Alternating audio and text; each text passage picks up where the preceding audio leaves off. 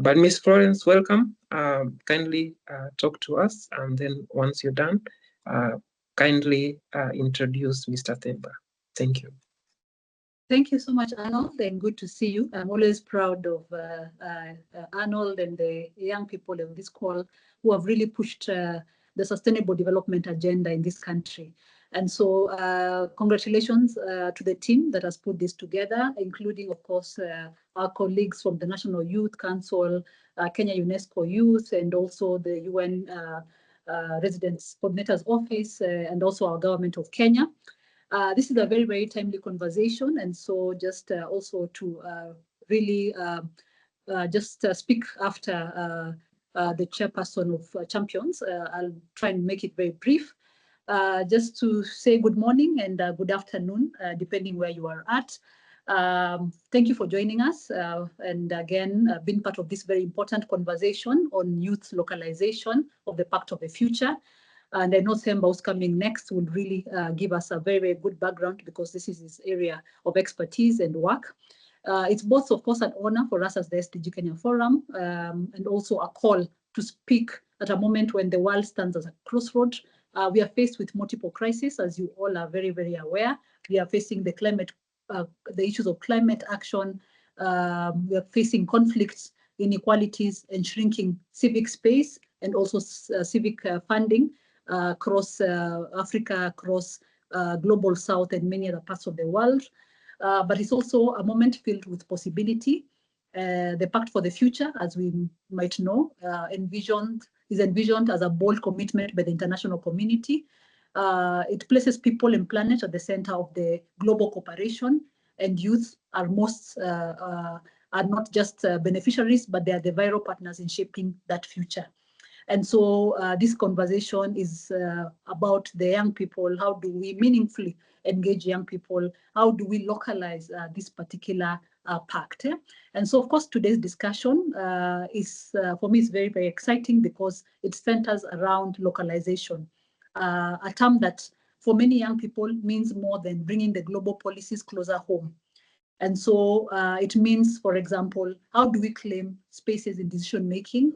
How do we translate commitments into concrete community actions? How do we drive solutions that are inclusive? How do we ensure intersectionality, intersectional and rooted realities in lived communities? How do we ensure that you as young people are at the center of this conversation and involved in a meaningful way?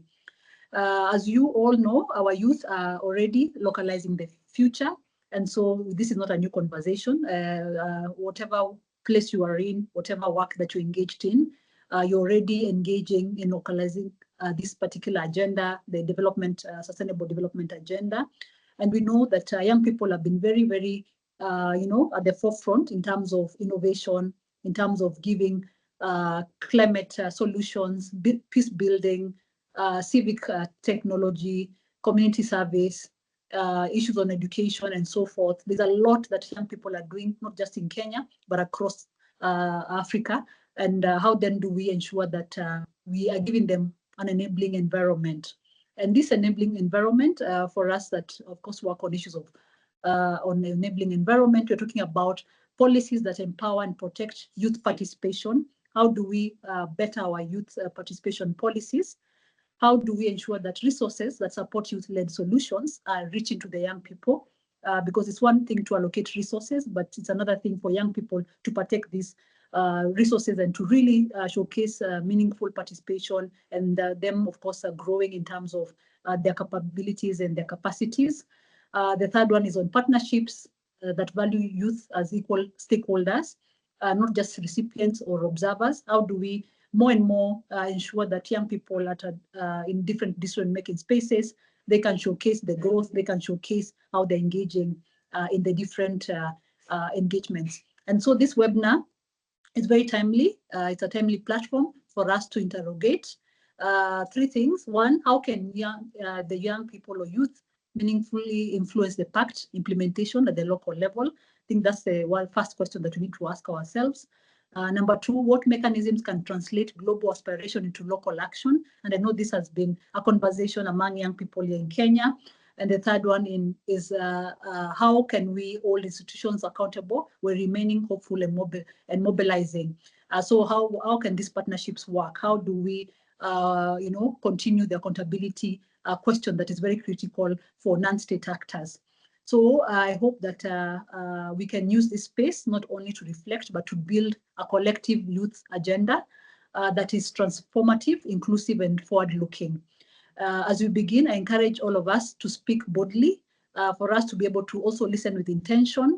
There are very meaningful and very well experienced speakers that will be speaking to you today, and also ensure that we can also commit collectively, because the future we want is not just a destination, it's the path we must build together. And so we hope that this particular webinar will be able to give us, a hope for the future, a hope for today, a hope for tomorrow, collectively, and we can showcase very practical actions that we can take locally here in Kenya and across Africa and in the global south and across the world. So with that, I want to thank you all, but also take this time to invite our next speaker.